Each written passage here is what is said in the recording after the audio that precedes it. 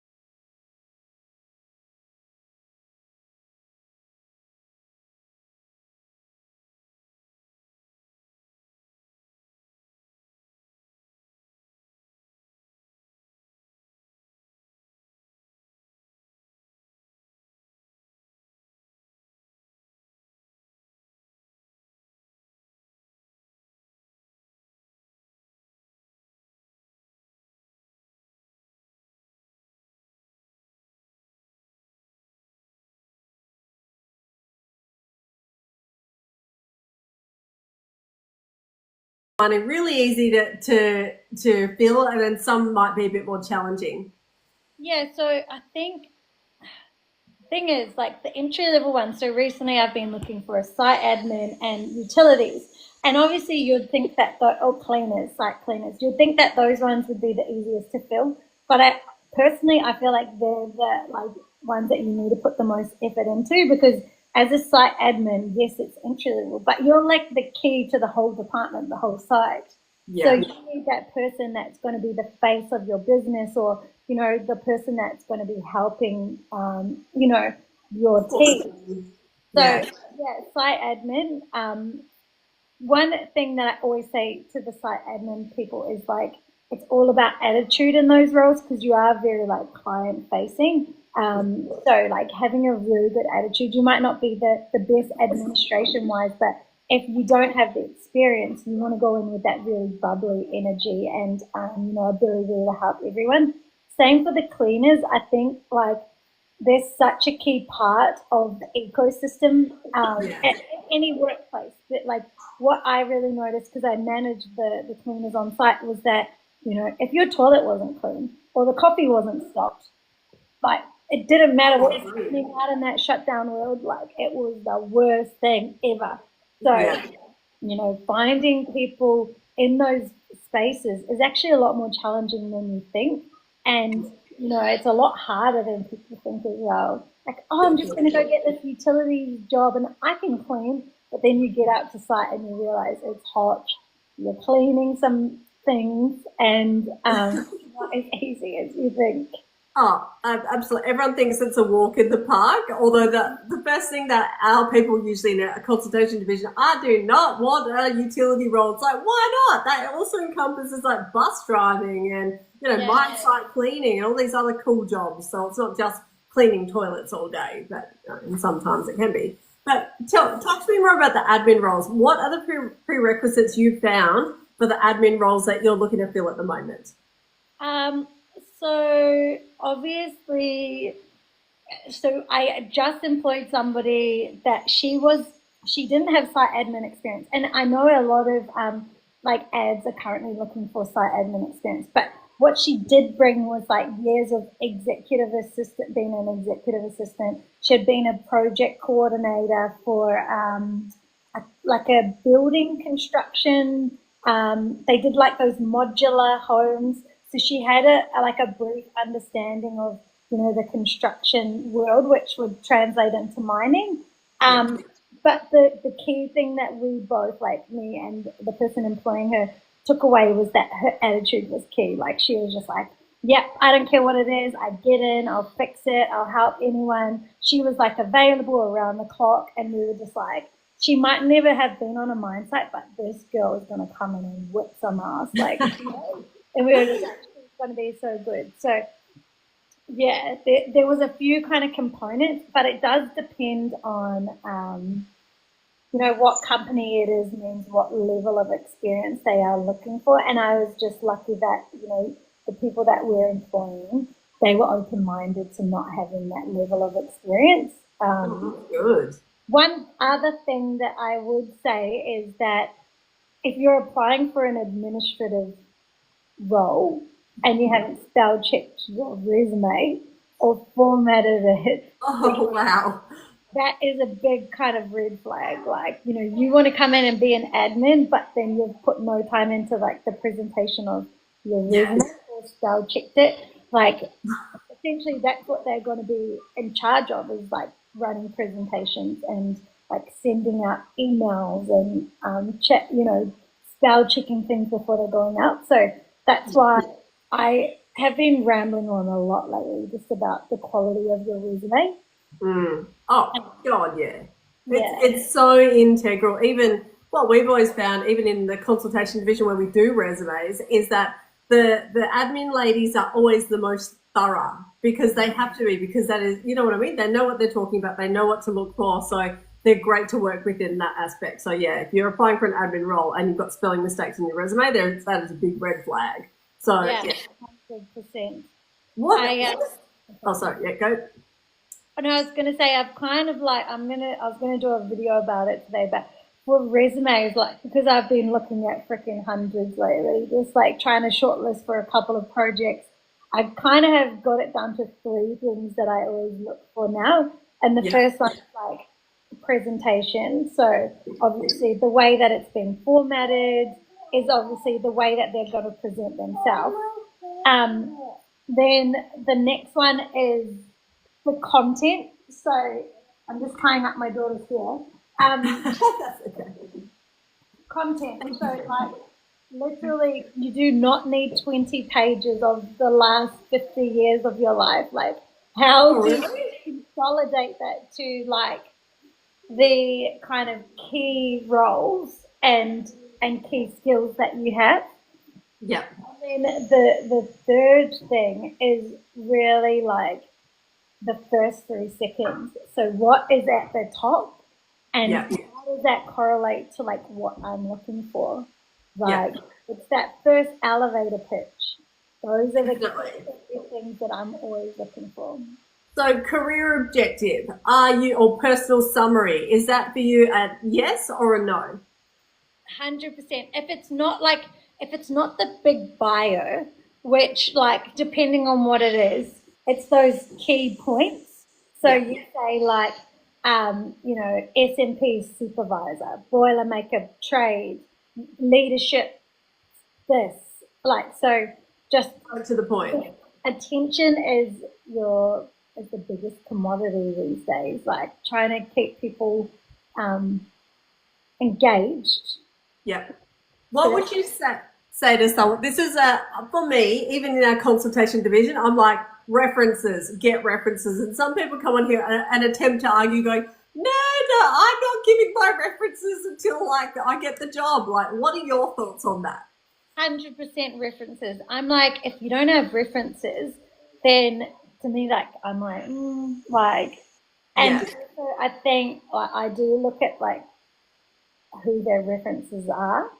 So like, if you're a supervisor and you've got like these managers or like directors of companies, then you're like, okay, cool, they must be highly accredited. And like I've been doing a lot of reference checks lately, and like I keep it super simple. I'm just like, hey, this person's applied for this role. Can you tell me more about like your experience with working with them? Like, give us an overview. This is the role that they're applying for. Would they be good at this? And then I really just go into like, okay, like couple of questions. Performance-wise, did you have any issues, and how did they perform in a team or a leadership? And then the other one's reliability, like what was their reliability like? Like, is there anything that you think could impact them being reliable at work? And that's really it, because like, references are kind of a drain, and I used to get them all the time. So I want to keep people like giving really factual information fast. Yeah. Oh, definitely. You don't want to be on the phone for them for an hour and what were they like, and what, you know what I mean? Like, just tell me, should I hire them? Yes, no. Yeah, exactly. Like, for this role, would they be good? Or if not, like, just say no comment. And to me, that means, okay, next. You know what I mean? Yeah, definitely. Have you ever rang up somebody's references and they gave a bad reference for the person because the person did not ask their reference if they would go as a referee for them? Not really, but I did have one yesterday where I was like, hey, I'm just calling up to reference check this person. Do you have 5 minutes? He's like, well, it never takes 5 minutes, does it? And I'm like, no, I will take 5 minutes, but look, I'm not going to like bug you if you don't want to do it. Yeah. And he was just like, yeah, all I can say is he's a genuine guy and he's good at his job. And that's all I'm going to say. I'm like, okay. Thanks for that. Actually, the other day too, I did have one. It was interesting. I was like, hey, I'm just reference checking this person. And the guy was like, oh, really? What job's he going for? And I was like, this one. And he said, he doesn't even live in WA. Like, he's over in Queensland and does FIFO back to this other country. And I was like, oh, really? No, he didn't mention that. He said he was still employed in this role that I'm like, reference checking. And then the guy was like, yeah, look, I just don't feel comfortable giving this reference. I was like, okay, cool, no worries, noted. Wow, unbelievable. I've had a lady one time and she came to us and same thing. She was knocked back for every single job she applied for. Her resume was absolutely atrocious. That was number one. But then we went and did a bit more digging for her, rang her reference, and her reference absolutely slammed her. And in a subtle way, like telling us everything that she was always late for work, didn't like cause massive conflicts with other staff members. So subtly had a chat to her. Did you contact your references before you, like, ask them to put them on your resume? And she didn't contact them. So that can be one of the most simplest things that you can do. Ask your references. Yeah, I have had references where I'm like, they're like, I'm giving you a reference check for this person. I'm like, I have no idea who that is. I'm sorry. Yeah, why? Manage heaps of contractors, so they must have just put my name down. I'll be like, I couldn't give you an actual reference check. I don't know who they are. Oh my God. What's one thing or a couple of things you wish people knew before applying for jobs, any of the jobs that you have? Well, obviously, I think the key thing is like resume sales. If you don't have that in with other people, like there's, as you know, it's like that's basically your way in is your resume, the content that you've put in there. If like, so I use Job Adder to pre-scan all of my people. So if your resume is like compliant with that tracking system, otherwise, you are just getting on the heap. Yeah. But I think maybe some other creative things that have kind of caught my attention is like people not only just applying for the job, but they've also reached out on Instagram or reached out on email and followed things up or booked an appointment with me. And then you're more likely to give them more time of day if they're going that extra mile, because then that shows like initiative. Definitely. Agreed. And honestly, in this day and age, like we have a LinkedIn course, we show people how to find the exact recruiter and professionally connect with them. Not just about, hey, can I have a job? It's more like just following up to see if you've received my application. And it can be the catalyst for them getting a job over other candidates so quickly. Well, exactly, because like from our end, we're just looking at pieces of paper and numbers and people in a system. If they're actually putting themselves out there and, really going that extra mile, that's when you'll take notice. Yeah. Oh, absolutely. 100%. Guys, if you're just joining us, thank you for joining us. I've got Tegan, the mining mum, who's got an amazing podcast. You definitely should be following her right now. And she's also the owner of Talent Mining and Minerals, which specialises in helping people to get a job in the Australian mining industry. So if you've got any questions, drop them below, or else I'm just going to keep going through some of these questions, Tegan, that we've actually had sent in. So what mining roles are currently in the most demand at the moment? I suppose we kind of went over that in the earlier question, didn't we? There's obviously on Seek, like the highest one I think is drillers offsiders, like that is going crazy. That's not really my specialty. So you guys deal a lot with drillers offsiders, don't you? Definitely. Yeah.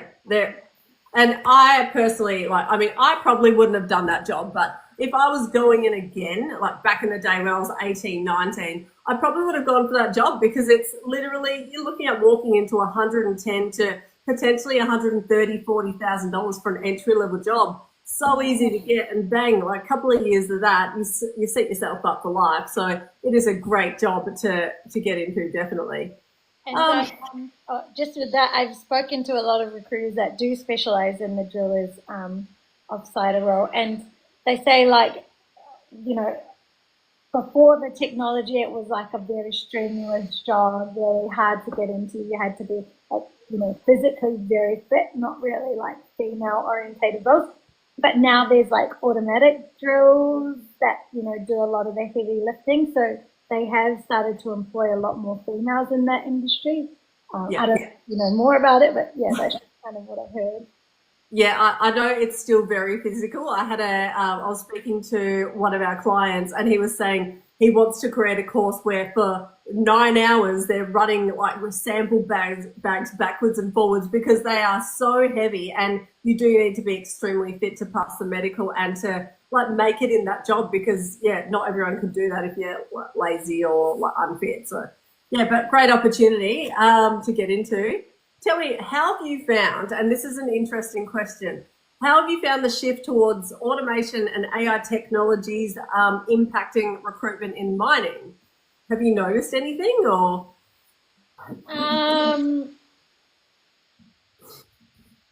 Well, I just think the growth in social media has projected more interest in mining. So not really AI related, but previously, and you'd know this probably from being a recruiter for so long, is like prior to the world of social media being so fascinated with mining, it was never as high in demand as it is now, because people are scrolling, they're seeing like, oh, I could go to this job instead of working as a teacher in New Zealand making 82 grand a year. I could go as a cleaner for 2 weeks on, 1 week off, and get the same amount of money and not have to deal with kids all the time and write reports and all that stuff. So, I think the progression of social media has definitely impacted the roles. And then obviously technology in the recruitment space is just constantly evolving. Like a couple of, obviously, as I mentioned, job adder. So that does I post something on Seek, then that shortlists all the people that I've specified, like the top candidates. So that like basically picking out the top candidates from me. And that's just one system. And then another system is like, the automation of rosters and payroll and all of those types of things. It's like actually insane, all the different like technology things that are happening at the moment. Yeah, you've got to be almost a bit of a tech genius sometimes to work in recruitment, because it's constantly evolving. And I remember I'd learn one system and then we'd get in another one. It's like, oh, God. It's hectic. And then not even to mention out on site as well. So with some of the jobs changing, like, companies pushing for automation in the industry, which is opening up new opportunities for people to go into like AHS controller or fleet room, fleet controller roles instead of actually driving the dump trucks now. So I think it's just really interesting where the industry is going. What are your thoughts? Yeah, well, I was just having a flashback. We brought in a robot vacuum, and it was actually a robot. Like, I'll have to send you a photo. It's crazy. Yeah, just like things like that. I think it was like 220 grand to like trial this robot. And yeah, basically it was taking the role of like 2 cleaners. So that, that's scary. And then even like on the port, which is where I'm from, they're starting to automate a lot of the ship loading. So, they used to have a ship loader operator there 24 hours, 7 days a week. That's now going to be, I don't know if it will fully be obsolete, but it's going pretty much automated. So, yeah, it's kind of like the trains as well. They're automating the trains. Yeah. But in each of those scenarios, I don't think they're all fully automated yet. You still need to have like people in the cabs. So let's just see where the future is. I actually went to a really interesting breakfast this morning. It was a leadership breakfast. And the guy that was running it was super impressive. He was in the armed forces. He was like a sniper. He freaking like was in one of the teams that took down the Taliban, or like, super impressive. But the whole conversation was around like the future of AI and how to lead through that. And we actually had like this vision where we had to visualize what it would be like in 2045, being on a mine site, waking up, and basically you're woken up and you just have like this automatic thing pop up, like, how did I sleep? Like, it has all your vitals tracked in like this crazy system. It's like the Matrix, and that's really what the world's going to be coming towards. Yeah. So kind of like 1984, the book. Yeah, exactly. Honestly, it was a really interesting breakfast actually. But the key thing that shone through, even though we were talking about all this technology, was that like you you will survive in the world if you're authentic and you're still like leading as a person and yeah, trying to humanize this technology world. A lot of people Yeah. are scared about it, but how can you like use it to your advantage? Definitely. And I think it's just people need to adapt and move with the times. Thank you, Ash. All right, we get a lot of questions here where it's like, I'm looking for a job, right? What would you say to somebody who just, and do you get many of these? I know we get them daily. I want a job. And then the thing is, okay, what would you say to somebody? So, definitely like people need to do career consultations and get the clarity, like because it's the age old thing, right? Like people are like I want a job in mining, and then they go and they get their confined space, working at heights tickets. They go out and get all these machinery tickets, but then they end up being like a cleaner, or they end up, as a traineeship. So like it's really that career clarity. One thing that I've kind of gone off with at the moment. In the beginning stages, I used to like write back and give people advice, and but now everyone just expects it like all your time for free. Yeah. So, and I've just kind of gone away from that. But I think like you guys do a really good career consultation, just sitting down and mapping out what they actually want to do, because Yeah. no point throwing your head in the ring to like 500 roles when if you've got the clarity and you only apply for five, you're more likely to get those roles. And then you align your tickets and all your experience that you're going to, invest in with what you want. Yeah, absolutely, and that's so funny. You should bring that up because a lot of the times people are like, well, like, we charge $50 for our consultation. By the end of that, somebody has a step-by-step plan. They know what tickets that they can get, and they're like, $50. That's a bit expensive. It's like you were just about to go drop thousands on tickets that aren't Yeah, probably even you don't probably even need. So I yeah, know. I think it's perspective really. And it's also your time, like, and your advice and your experience and like understanding the industry. So you wouldn't go to a doctor and expect it to be a free consultation. Yeah, That's one thing, yeah. But also the scammers, be careful of the scammers, guys. yeah, I a lot of had those. a family friend call me yesterday and she signed up to a fake account under the mining mum and got, Oh yeah, $300 taken out of her account. Ask Dad. She signed up to a crypto wallet because she thought it was me. She gave no! over Oh, all of her license and residential address and all those things. And so now the wow. owner has it all. Oh my God, that's terrifying. And I'm sure you'd agree, doing TikTok as well, the amount of fake accounts that I've seen of yours and of mine are just incredible. And then people every day almost, oh, I've got a fake account that's spamming me, trying to get $700 out of me. And I'm like, what? So if anyone's watching right now and you make sure you're following Tegan firstly and myself, obviously. But if anybody comes to you and they're DMing you about crypto or any bullshit like that, that is not us. We do not have time for that. So yeah, I'll just say that. But Tegan, let's talk about the social media side. So how long have you been on TikTok now for? I think like since probably 1 year. Yeah. And how have you found it? I know we've spoken about this off camera. Like it's definitely changed my whole career path life. Like I basically started the TikTok and it kind of blew up wanting Yeah. me to like do a podcast.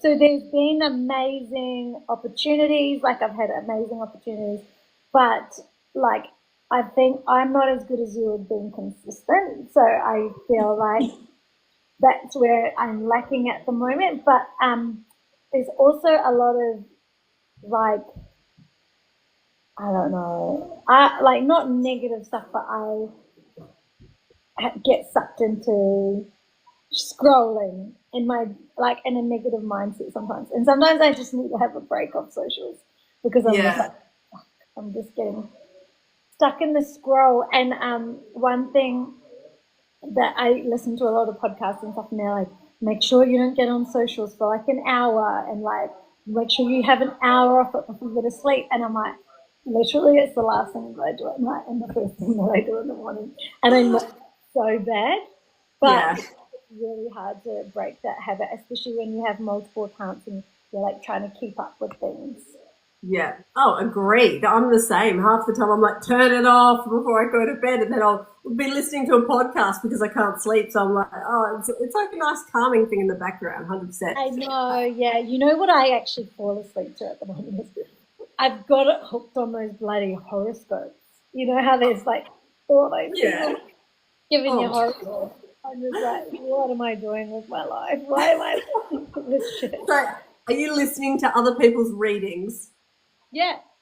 Like not on live, but like they do readings. And it's just clogging. I don't know what, it's the algorithm. I must have watched one and then now I have like 20 a day. Yeah, I get that. I watch one prison thing and next minute I've got all these random prison things going to me. I'm like, oh, I need to change my algorithm. This has gone crazy.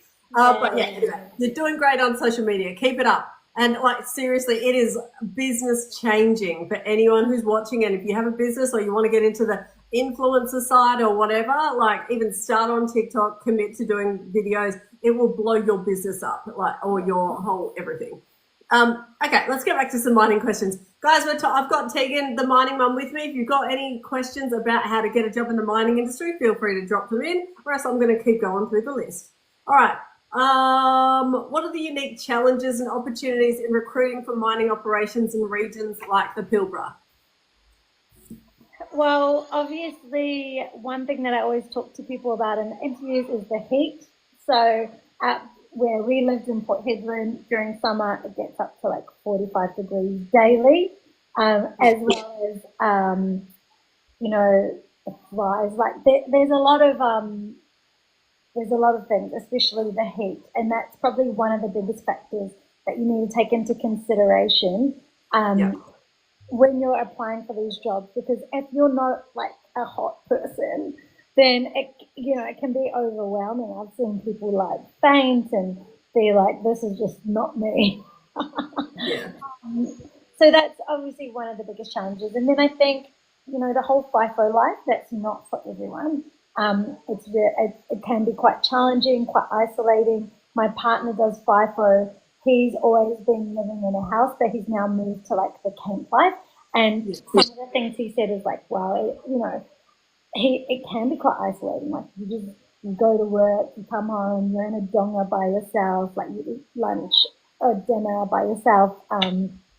It's really good for routine and like saving money and all that stuff, but that's probably one of the biggest factors is like the whole FIFO life. Looks great, yep, you make money, but if you're there by yourself, it can be quite isolating. Definitely. Agreed. And I think that's why people need to have a plan and their eye on the prize instead of just going out there and then coming back being cashed up, wasting all the money and then getting stuck on the little hamster wheel and having to go back again. Yeah. And for a lot of people, and this was for me too, it wasn't my dream to work in mining. I didn't like going and digging holes in the 45-degree heat. So like when I would go and blow all my money, I would get back to work the next Monday or whatever and be depressed and be like, I'm just in this bad cycle of life, Yeah. So definitely. And sometimes, don't you reckon, just after you finish your R&R and leading up to it, I don't know about you, but I'd have this feeling of dread in my stomach, especially when I was doing 4-in-1. I'm like, I'm going to go away for 4 weeks now. This is horrible. And it just ruined your last day. Yeah, especially if you're hungover, you've spent all your money and all those things. You just like feed into this negativity. Yeah, definitely. All right, let's answer a few questions, shall we? We've got Sunny here. Hi, I'm from Melbourne. I've got 3 years experience in a B double, and I'm looking for a mining job. What would you say from somebody who's in Melbourne with B double experience? What's your best advice for Sunny? There is a lot of companies at the moment that are recruiting interstate. I've even seen some companies recruiting from New Zealand. So do the research, sign up to Seek.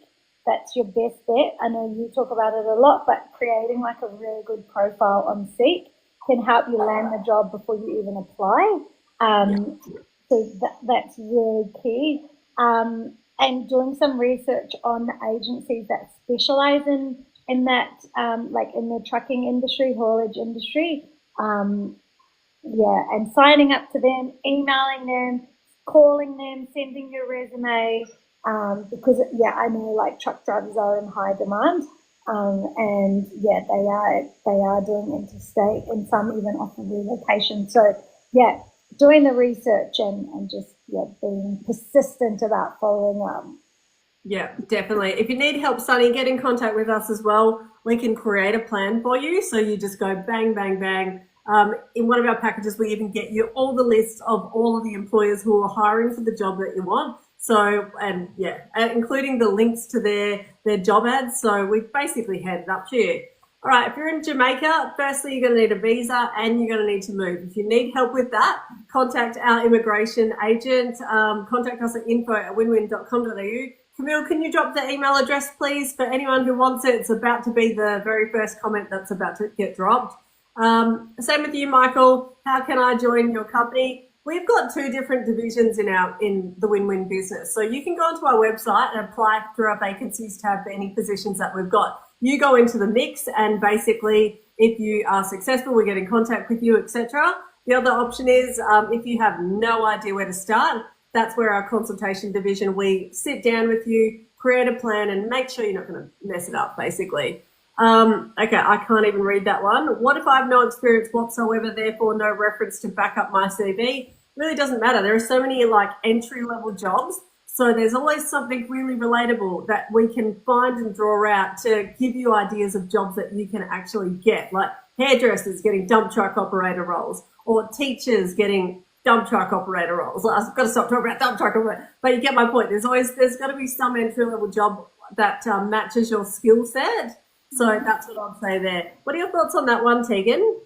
One thing I was going to say is like going straight into the mining industry with no career experience is quite harsh, especially if you're not coming from like a construction or farming background. Like if you've never worked before and you want to go into that industry, like I even think that with kids leaving school and going straight, it's a high risk. I think what we don't talk about enough is like it's a high risk and hard industry to be in.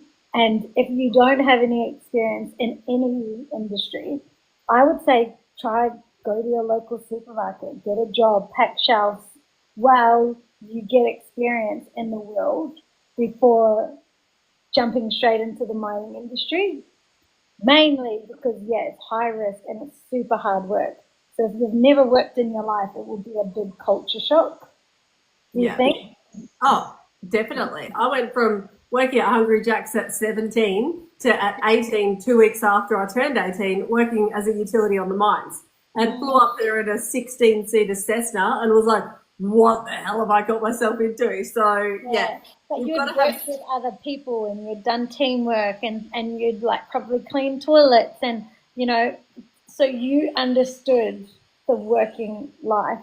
If you've never had anything and you're just, and then you're jumping into that, it couldn't be quite confronting. Yeah, definitely. So, I mean, 100%. You've got to have some sort of background and also know what you want. Like, so everyone comes to us, they always say, I want a dump truck traineeship. And it's like, but what are you interested in? Can you see yourself sitting in a dump truck driving 60 k's an hour max for 12 hours a day, like following the white line? Is that what you really want to do? And how much money do you want to make? There are so many different factors. So, 100%. All right, how much does it pay to be a cleaner? I have 20 years of experience. Do you want to take this one, Tegan? Yeah, I just recruited a cleaner doing 2-in-1, 84K. There we go. All right, next one. Random Brandon has asked, I just finished my apprenticeship in welding fabrication. Are there any specific tickets I should get before applying? What tickets do you have now and where are you located? That plays a massive difference because if you're on the East Coast, you potentially might need to get the standard 11. If you're on in WA, you don't need that. So yeah, drop more context or give us a bit more information so we can advise you. So is that come to what? Okay, so you know how I said 2 and 1 for the cleaner? It's 2 weeks you work and then you have 1 week off. yeah, there you go. All good. So yeah, any other questions, guys? Or we're going to move on to these ones over here. Okay, we've got a question that came through, which was a pretty good one, which I think, how does your agency ensure transparency and fairness throughout the recruitment process? So obviously it all gets tracked through Job Adder, and it all just depends. Sorry, I got my kids here. All good.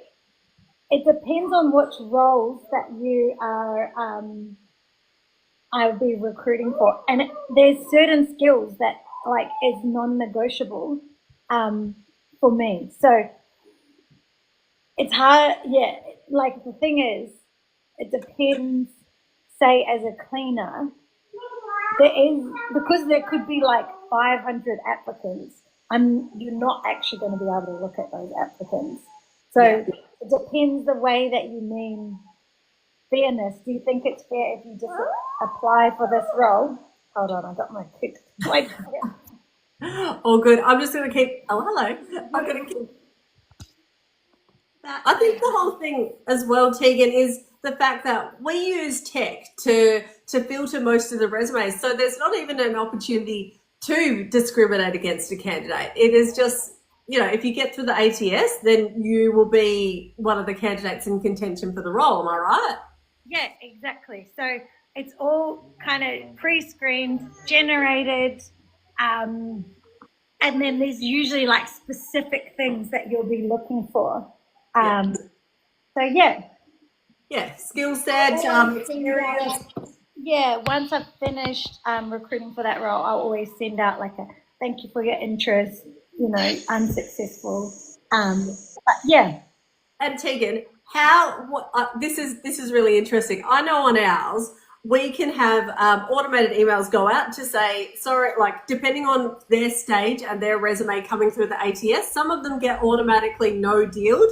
Do you do the same thing? And what's your best advice for somebody if they're finding 5 minutes after they're applying for a job, they are automatically getting you are such a great candidate, blah, blah, blah, but no deal? If they genuinely fit the job description, so this is a key thing. If they genuinely, and I'll give you the example. I'm recruiting specifically for S26 supervisors. They have to have that. That's the prereq. But the amount of people that are still applying and they don't have it, they've never done any supervision, they're still applying. If you genuinely do not fit, if you genuinely do fit that bill and you're getting no, I would then go and get my resume reviewed because it's obviously something that's picking up in the system that's putting you in the not applicable pile. Yeah, definitely. Without a doubt. And this is what I keep trying to say to people. If you've sent off 300 applications, you've been trying forever, and you're automatically getting no deal, what do you think that means? Did you actually read the job ad before and tailor your resume before applying? No? All right. Well, there you go. It's not that hard to get a job. It's a simple process. Yeah, exactly. But yeah, it's definitely the key of, do you actually fit the bill and the prereqs and the minimum standard of that job description? You can't get disheartened for getting rejected if you don't have your S26 or any supervision experience. Yeah, definitely. It's like a process, and I just can't. I don't understand people who just machine gun applications into Seek, applying for everything, hoping for the best. It's do you really think that you're going to get that? You've got no experience and none of the tickets or licenses. So yeah. Anyway, okay. How can I get a people, travel, logistics, admin position? Again, meet the criteria, apply with an ATS compliant resume, make sure that you're going above and beyond. Anything else, Tegan? Main thing, would be what you said. Make sure you fit the criteria. If you have the experience in logistics and coordination, make sure that you're then translating that to your resume in the easiest, best way that is ATS applicable. Yeah, definitely. All right, user 105,193, blah, blah, blah. How much do utilities pay? Like, so, okay, you're looking at about 85,000 a year starting. So it equates to about what? On a 2-in-1 roster, you're looking at getting, what's that, about $1,400 a week cash in hand, give or take? Yeah. Okay, cool. Jazz Singh 045 has asked, my wife works in Australia, but she also has RTW. Can she work in mining? Yes, she can. So it really just depends. What I'd suggest is booking for a consult with our team, because we'd have to go through a ton of different aspects of, what licenses and qualifications that she's got, what she's doing now, what job she wants, does she meet the criteria, is her resume ATS compliant, etc. Same for you, user 105 from Canada. You're going to need the visa and you're going to need to move. So anyone watching from overseas, you need a visa and you need to move. You can get that from your own country, obviously, or if you need, we have our migration agent who specialises in that. And actually, we've just had a bit of a win getting a couple of people's jobs sponsored in Australia, which is pretty epic. So, yeah, it's all happening. Okay. What advice would you give to someone with no prior mining experience but a strong desire to get into the mining industry? Probably what we've talked about a bit is doing consultation and making sure you get clear on what roles you actually want to be applying for. Yeah. The work is vast. There's different types of mining. There's different industries within the industry. Do you want to get onto the mining side of it, or there's construction where you work for mining companies but on projects? There's shutdowns, which is a whole nother ballgame. So, there's a lot, and just not knowing is not it. You need to go with clarity first. How do you handle, and have you ever had this happen where somebody applies for a job with you and then they get automatically no dealed or no dealed somewhere down the track, and they come back to you for feedback on why was I rejected? How do you handle that? I've had it quite a bit because I've had to you shortlist 3 candidates and only one gets it. Yeah. I guess I just be pretty transparent about what the employer was actually looking for. So, for example, one of the roles that I put some candidates forward for, they really wanted a civil construction supervisor but had a mechanical background, and they, wanted X amount of experience. And I saw other candidates that were good but didn't have that exact criteria, but they were really honing in on that, and that's who they ended up choosing. So, I guess that's a bit an easy way of, letting people, giving them feedback is that, it wasn't exactly what the employer was looking for, but I'll keep you in the system, and then, I think you're a great candidate, so if anything comes up in the future, I'll definitely put you forward again. I'll give you a call and see what your circumstances are, but yeah. Yeah, definitely. And what do you think the hardest part about working on the recruitment side when you are dealing with all these people, they want a job, they all think they're the best candidate for the role? What's the hardest part, would you say, from the recruiter side? I definitely don't enjoy the hard conversations or letting people down. Yeah. But yeah, it's definitely part of the game, I'd say. You have to be honest with people instead of leaving them hanging. So yeah. That's the hard part. Yeah, definitely. And we've got 6 minutes left. Tegan, tell us about your podcast and why everyone right now who's on this should go and follow your TikTok channel right now. So the podcast is, from me, a mining mum. Basically, I interview people in the mining and resources sector about their careers. I'm really I'm a researcher / stalker. So I love to understand how people got to where they are, the choices they made, the roles that they've worked in, and basically I interview them, and like I've interviewed yourself, understanding like what roles you did in the mining industry, how you ended up starting your own business, and getting real life advice from other people.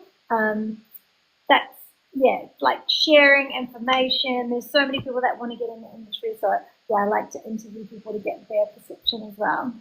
Yeah, absolutely. And have you got any really awesome guests coming up at the moment?